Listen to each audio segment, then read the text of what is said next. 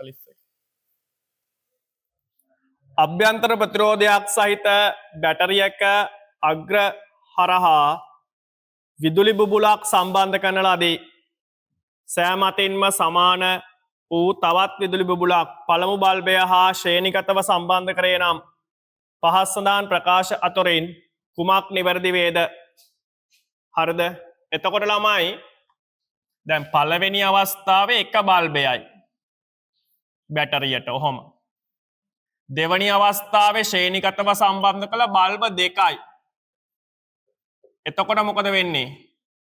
මෙතන ප්‍රතිරෝධය R, මෙතන ප්‍රතිරෝධය 2R. සමක ප්‍රතිරෝධය වැඩි වෙලා. එහෙනම් මේකේ ගලපු ධාරාව I1 නම් මේකේ ගලපු ධාරාව I2 නම් සමක ප්‍රතිරෝධය වැඩි වුණාම ධාරාව අඩු වෙන්න ඕනේ. එහෙනම් I1 ට වඩා I2 අඩුයි. ඔන්න ඔය ටික හිතෙන්න ඕනේ.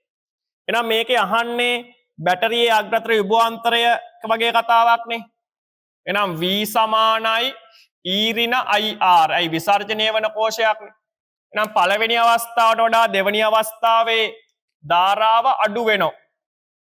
ධාරාව අඩු වෙනකොට අඩු කරන කෑල්ල අඩු වෙනවා. එතකොට මේක වැඩි වෙනවා. දැක්කද? එහෙනම් උත්තරේ වෙන්න ඕන උත්තරය අංක 3 බැටරියේ අග්‍රහරහා විභවාන්තරය පෙරට වඩා වැඩි වේ. බැටරියේ අග්‍රහරහා විභවාන්තරය පෙරට වඩා වැඩි වේ. හරි. එතකොට ඒකට උත්තරය අංක 3 කියන එකයි එන්නේ.